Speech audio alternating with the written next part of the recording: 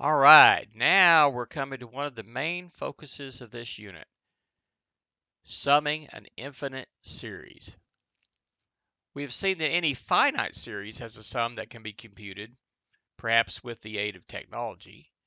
However, what happens if we try to sum up infinitely many terms? What does this even mean? Does it even make sense to add up infinitely many things? At first glance, it may seem that if we add up infinitely many positive numbers, then we should get something that's infinitely big. Is that always, sometimes, or never true? If we do compute the sum of infinitely many things, is there any way that this sum has some legitimate finite value? Answering these questions is going to require some calculus, and it is going to be the focus of what we're going to be looking at for a while. So we will start by defining what we mean by summing an infinite series. So given any sequence, a sub k, let s sub n represent the sum of the first n terms of the sequence. So s sub n is the sum from k equals 1 to n of a sub k. So this produces a sequence of partial sums. Okay, S1, S2, S3, S4, and so forth. So S1 is A1 plus A2, S1 is just A1, S2 is A1 plus A2, S3 is A1 plus A2 plus A3, and so forth. So now we define the sum of the infinite series in a pretty natural way. It's just the limit of this sequence of partial sums. So S sub infinity, we'll call it, is the sum from k equals 1 to infinity of a sub k. And that's the limit as n goes to infinity of the sum from k equals 1 to n of a sub k. It's the limit as n goes to infinity of this sequence of partial sums s sub n. So as with any general formula for a limit, this limit of partial sums might exist or it might not exist. You know, we've seen limits that didn't happen, that didn't exist, or some that did. So some infinite series have a finite sum and some series do not have a finite sum. If the limit above exists, then we say the series converges to that limit, and we say that it is a convergent series. And we call the limit the sum of the series. However, if the limit does not exist, then we say that the series diverges, and that it might not exist for various reasons. It might go to infinity or minus infinity, or it might not might be some other way that the limit does not exist. But either way, we call that a divergent series. The series just doesn't have a sum in that case. So notice for an infinite series, there's always an underlying sequence, the sequence of partial sums of that underlying sequence, and if it's convergent, a sum for the infinite series. So an obvious example where that's divergent is the sum of a constant sequence. So for example, if the sequence is a sub k is 1, so the sequence underlying is just 1, 1, 1, 1, 1, 1, 1, then the sequence of partial sums is 1, 2, 3, 4, 5, 6, 7. We're just adding one more to the one before.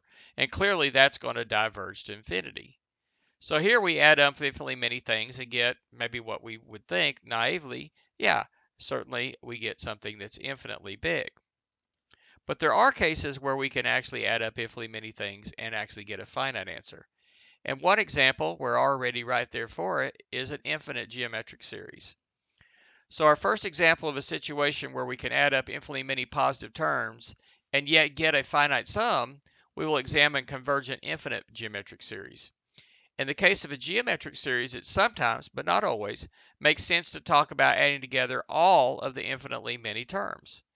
So recall that if we start with an underlying geometric sequence, and then we sum the first n terms of this geometric sequence, then we have the following formula for the sequence of partial sums. S sub n is a1, the first term, times 1 minus b to the n over 1 minus b, where b is that common ratio, or what you multiply each term by to get the next one. Thus, an infinite geometric series will converge to sum if and only if this thing converges to a number, to a limit, right? If it actually has a limit as n approaches infinity. Now remember, b and a1 are constants, and so what we will see is s sub infinity then is the limit as n goes to infinity of s sub n, which is the limit as n goes to infinity of a1 times 1 minus b to the n over 1 minus b. Using properties of limits, we can bring that limit in. The only thing that's changing is the b to the n as the n changes. So we do that limit. So this will have a limit if and only if this sequence b to the n has a limit. Well, we know that has a limit whenever the b is small enough, if it's between -1 and 1. So if the absolute value of b is greater than or equal to 1, this will diverge. Okay, but if and the whole thing will diverge, then the limit won't exist. But if the absolute value of b is less than 1, strictly less than, then this limit exists. In fact, that limit is 0. And so this part here gets closer and closer to 0, so that limit becomes exactly 0, and that part goes away, leaves you this formula here. S of infinity is a1 times 1 over 1 minus b, and that's if and only if the absolute value of b is less than 1. So many times later in the unit, we may be able to determine that a series converges to some limit, but we will not know usually what that limit actually is. But for geometric series with a base strictly between -1 and 1, not only do we know that the series converges, but we also know the value to which it converges. And again, that value is given by this formula. Actually, it's actually easier, quite a bit easier, to find the sum of the infinite series than it is the sum of a finite series for a convergent geometric series. So let's put that formula to work in a couple of examples. So you should be able to knock these out yourself. Compute the following. So part A, what's the sum of an infinite geometric series with initial term 3 and common ratio 1/2? And question B, compute the sum from k equals 1 to infinity of 100 times 1/3 to the k power. Go ahead and work both of these out. Come back when you're done. We'll check them. Press pause now. So they both use the same basic formula that this formula, well, I just scrolled past it. Yeah, I can get it on the screen as well. So this formula right here is what we're using. So S of infinity is 3 times 1 over 1 minus b. b is 1/2. 3 was the initial term.